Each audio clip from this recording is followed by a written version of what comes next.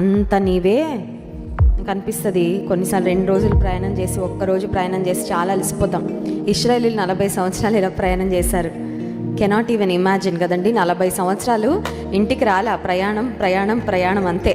కానీ దేవుడు వారికి తోడుగా ఉండి నడిపించారు. ఈ జీవిత యాత్రలో కూడా, ఈ జీవిత ప్రయాణంలో ప్రభు మనకు తోడుగా ఉంటే అన్నీ ఆయన చూసుకుంటాడు.